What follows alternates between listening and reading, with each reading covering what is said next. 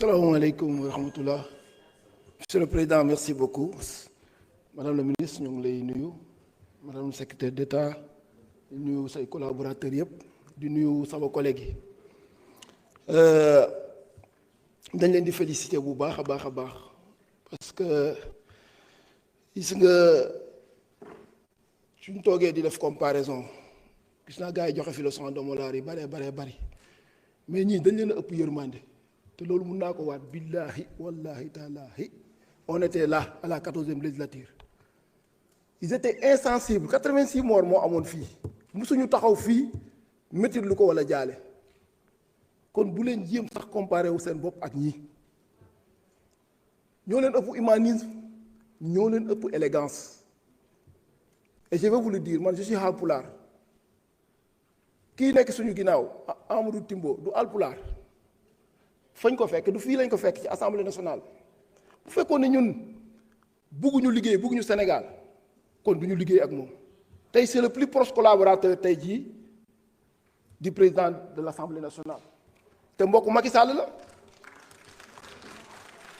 bu leen kenn dugal ci moral di leen jéem a moraliser bu leen ko nangu ñun xam nañ fu ñu jëm xam nañ lu ñu bëgg. loi bi projet de loi bi madame la ministre yàgg na ci circuit bi xam li xaw ci prison yi am yërmande bi nga am ci prison yi ñu ngi naan na nga nekk yaay na nga nekk baay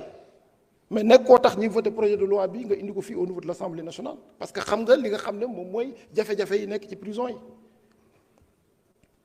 te suñu président de la République dafa am lu mu waxoon lu leer ba muy dogo yi nga dafa ne woon l'ordre politique ne supplantera jamais l'ordre légal te loolu ci lañ nekk boobu ba tey droit yi ñuy wote pour sénégalais yi boobu ba tey ci loolu lañ nekk situation bi am le premier ministre Ousmane Sonko balaa moo dem na école de police sensibilisée wax ak les forces de l'ordre wax ak le ministre de l'intérieur tey jii bu ngeen déggee seen élément de langage parce que am na ku fi dem boo wax ne yéen ñi gaañu ci xeet bi lañ bokk te ci région nangam lañ dëkk moo tax il faut poursuivre les enquêtes man je l'ai dit et j'y crois fermement il y a parmi dans l'administration ñoo xam ne dañuy saboter ils ne veulent pas que nous réussissions loolu moom moo am nanguwuñ bavure policière duñ ko nangu ñun ñu jaar ci di ko nangu man maa ngi nii je suis un exemple patent député fii assemblée nationale sama bureau lañ ma fekk jël ma foofu akagu léewu yóbbu ma ci ginnaaw fii amul lu ñu ma defut dóor yi métti torturé ma ndax lan parce que j'étais pas d'accord que ñu reporter les élections présidentielles ñun amul lu ñu dajul fii donc yii nii nañ ci continuer ndànk-ndànk leneen lu ma ci wax mooy maa ngi bëgg na nga jàppale sa procureur Saliou Dicko boobu na nga ko protéger na nga ko jàppale il est courageux yéen dossier homosexuel kan moo koy yëngal kan moo ko ñeme woon yëngal dossier yooyu yàgg na fi pourtant nous n'avons pas encore voté de loi sur l'homosexualité ñëpp ñu ngi ñuy xaar foofu mais pourtant yëngal nañ ko félicitations madame la ministre dafa nekkoon loo xam ne dafay doon gangrène suñu société du ay valeurs c'est des anti-valeurs te ñun dañoo waxoon depuis le début ñun gëmuñu loolu dossier boobu tey jii ñu ngi koy yëngal te kuñ ci war a téye itam ñu ngi la ciy téye kon tey bravo à vous ñun li nga xam ne moom la ñu waxoon ak sénégalais ñoo ngi koy def su paree loolu damay dellu gee ngi new tuuti gis naa ne tribunal départemental bi budgétisé nañ ko ba dañ ko fa war a def mais suñu sañoon ñu am maison d'arrêt aussi parce que ñun aussi tam suñu doom yi même bu ñu defee ñaawtee fi tam bëgg nañ leen ñu àttee leen biir gee ngi neew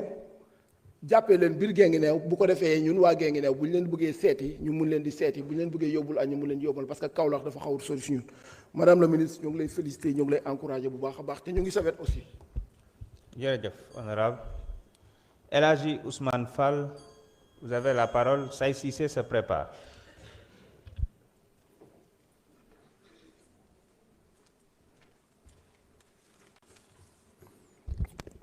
Merci président ñu lay di nuyu madame la ministre Yacine Fall ma sœur Marie-Rose et l'ensemble de vos collaborateurs. Chers collègues, le projet de loi numéro 9/2025 portant création et fixant les règles d'organisation et de fonctionnement de l'Observatoire national des lieux de privation de liberté constitue une avancée majeure pour l'état de droit dans notre pays. en tant que représentants du peuple sénégalais, nous avons le devoir de garantir que toute personne privée de liberté le soit dans le respect strict de la dignité humaine, conformément à notre Constitution et à nos engagements internationaux. La création de cet observatoire permettra un contrôle indépendant, transparent et rigoureux de nos lieux de détention.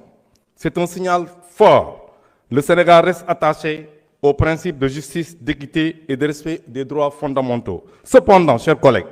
défendre la dignité des détenus ne signifie pas tolérer des privilèges indus. Nous devons avoir le courage de dire la vérité au peuple sénégalais. Il est inacceptable que certains prisonniers, notamment des délinquants financiers, ayant détourné l'argent du contribuable sénégalais, bénéficient de traitements de faveur en prison. Comment expliquer à nos concitoyens que ces individus, accusés de piller les ressources publiques, puissent installer des climatiseurs dans leurs cellules, avec une facture d'électricité supportée par ce même contribuable qu'ils ont lésé? Comment tolérer que certains disposent de téléphones pour manipuler, influencer ou poursuivre le manœuvre depuis leur lieu de détention? La prison ne doit être ni un hôtel, ni un centre d'affaires clandestin. Elle doit être un lieu de détention de peine, dans la dignité, mais aussi dans la rigueur et l'égalité. L'Observatoire devra veiller au respect des droits, oui, mais aussi à l'équité en détenu et à la application du règlement pénitentiaire. Aucun privilège ne doit prospérer dans l'ombre. En votant ce texte, chers collègues,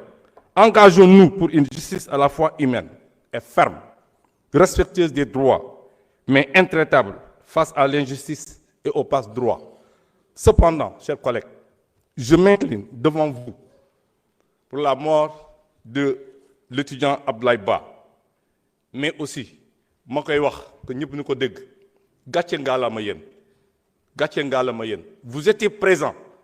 dem ngeen ci hôpitaux yi seeti étudiants yi, dem ngeen ci commissariat yi seeti étudiants yi, mais ñoom ñu fi nekkoon duñ ko fàtte. Benn député fii la taxaw ci hémicycle bi ne ku fi yëngu ci waa Pastef ñu jàpp la, takk la, sànni la ci géej bi, jën yi lekk la.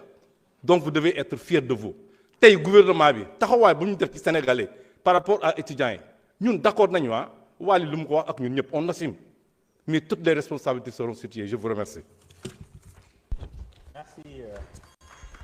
honorable. Saïd Cissé, vous avez la parole. Ousmane Diop se prépare. Merci beaucoup, Monsieur le Président. Asalaamaaleykum, Madame la Ministre, ñoo ngi lay nuyu ak ñi nga àndal ñëpp. Di nuyu aussi la secrétaire d'État, Madame Marie-Rose.